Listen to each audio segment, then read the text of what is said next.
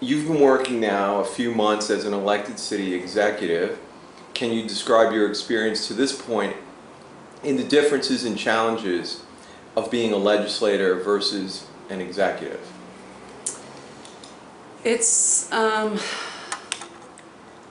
I mean, the challenge has been sort of getting everyone to come together, getting, all the information sort of uncovered that we need to make the most informed decisions possible. So just, there's been a number of, and the big challenge also has been that it feels like we have crisis after crisis here in Hoboken somehow. And so, from I think my first week in office was the helicopter incident.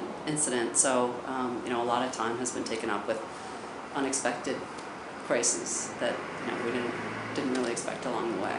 Okay. So, and also, and I will say that it's extremely important to follow an open application process, and it takes a lot of time to find the right people and the most qualified people, and so there's been a recognition for me, quite frankly, that it must have been a lot easier in the past. You hire like whoever your buddy, or you owe somebody for something, and that's not the way I operate. And so it's I'm trying to hire the most qualified directors, hire or put the best people onto the boards that I think will make the right decisions on the boards. And so it's been a challenge. It's exciting though, and I feel like through that process we're making change. But it's more time. I will say it's been more time consuming than I expected. Okay.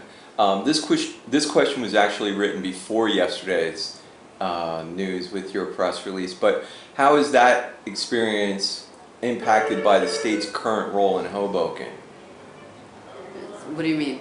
The experience that you have with the challenges that you're facing, and the fact that we have a fiscal monitor here as well.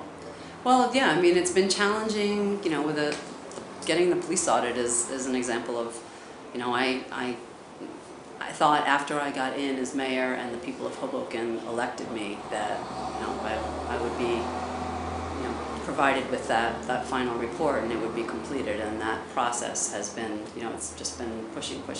But I will say that I did get a call from Lori Griffa just today. I just spoke to her about half an hour ago. So she reached out to me and said that it's only her third day in office, but Hoboken's police audit is at the top of her priority list. So, I can't give you an exact time of when we will get that police audit, but because we contacted Mr. Carmen, Edwin Carmen again, saying we'd like to know when that report is coming. But well, I can't give you an exact time frame, but I will say, literally just spoke with her, and she reached out to me, and I called her back, and she actually stepped out of a meeting to take my call. And what is her role exactly on the state level? She's the commissioner of the DC, the acting commissioner right now of the DCA. Okay, let me ask you another question around the governance issue.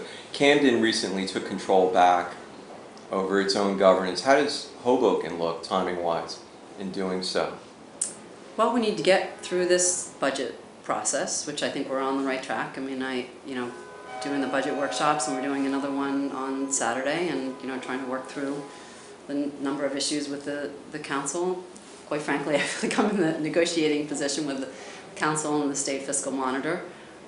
We are going to be advertising for a business administrator, putting the word out, and starting the process of trying to hire a business administrator. So we're on a strong track. So once we get